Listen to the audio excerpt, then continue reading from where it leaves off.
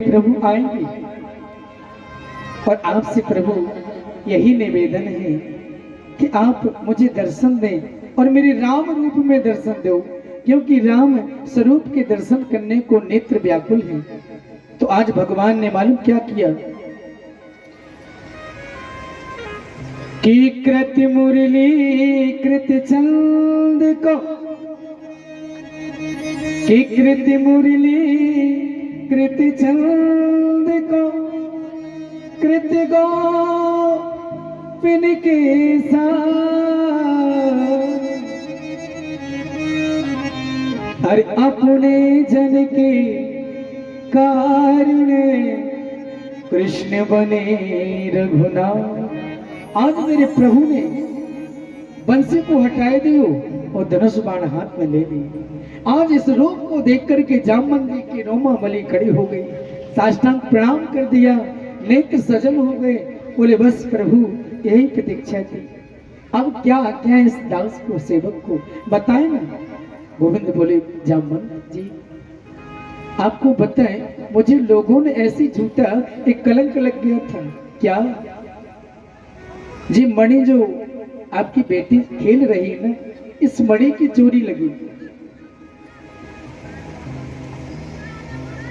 तो मैंने संत ब्राह्मण से पूछा, हालांकि जी झूठा कलंक है, संतों से मैंने पूछा, पंडितों से पूछा, महाराज झूठा कलंक क्यों लगा?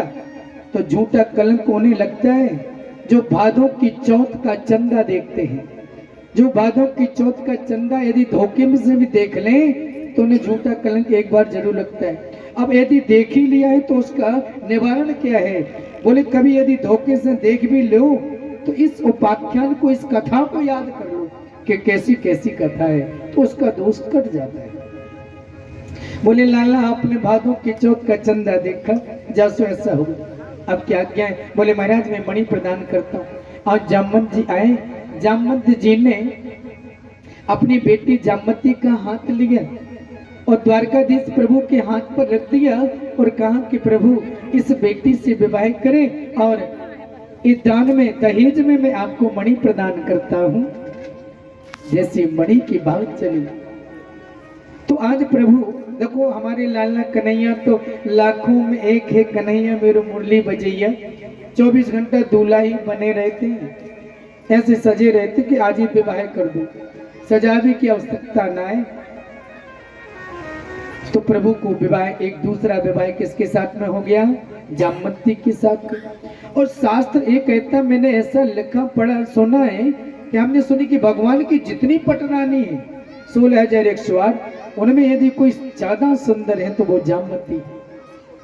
अब जामवंत जी का रूप कैसा होगा आप जानते हो। तो जब जामवंत जी इस स्वरूप में है तो जामवंती भी सामली सामली होगी, काली काली होगी, लेकिन इतनी सुंदर कैसे बन गई ये बात समझ में नहीं आई। तो द्वारकाधीश जामवंती को लेकर के आए और बाहर एक महल था, तो वहां पर जामवंती जी को बैठा दिया और अपने पीताम्बर से उड़ाए दिए और कहा कि सुनो, बिना जब तक रुक्मणी तुम्हारी दीदी ना आ जाए तब तक घूंघट को मत खोलना, क्योंकि भगवान जानते हैं कि रुक्मणी को ये वरदान है, लक्ष्मी स्वरूपा है, और रुक्मणी यदि भर दृष्टि से किसी को देख दे तो परम सुंदर हो जाता है। तो प्रभु छोड़ करके चलेंगे और महलों में गए तो रुक्मणी मिली। बोले कहा कि देवी आपकी एक छोटी बहन हो रही, उसको लाओ। तो रुक्मणी जी लेने गई तो वहां तो जामवंती थी, पूरी ढकी थी पीताम्बर से, उनको स्वरूप तो वैसो हो। लेकिन जैसी रुक्मणी ने भर दृष्टि से घूंघट को निकाला, जिसको मुख दिखामनी कहते हैं, तो ऐसा किया सज्जनों, वही समय जामवंती जी परम सुंदरी हो गई। अब यहाँ पर एक प्रश्न और उठता है कि जामवंती जब काली थी तो वो कालापन कहाँ चला गया? अरे भैया वो भी सुंदरता में बट गया। यदि किसी के गाल पर एक तिल हो जाए तो पूरे मुखारबिंद की सुंदरता बना देता है। संसार में वो है जामवंत जी का स्वरूप तिल रूप में सबके ऊपर विराजमान होता है, सुंदरता का प्रतीक। आज जामवंत जी बड़ी दो विवाह हो गए। अब राजा सत्यजित को बुलाया प्रभु ने। बोले राजन तुमने मुझे झूठा कलंक लगाई है जी आपकी मणि। अब तो सत्यजित को इतनी शर्म लगी, इतनी शर्म लगी, हे भगवान क्या करे। अब जिनके राज में रहना उनके अनुकूल ना रहे तो भी ठीक नहीं। बोले एक काम करो, संबंध बना लेते हैं। सो सत्यजित की बेटी का नाम सत्यभामा है। सो आज सत्यजित राजा ने प्रार्थना करी, बोले महाराज मेरी एक बेटी है, उस बेटी का विवाह आपसे संपन्न करता हूं। तो भगवान का तीसरा विवाह किसके साथ में होगा? सत्यभामा के साथ। तो प्रभु के कितने विवाह है गए?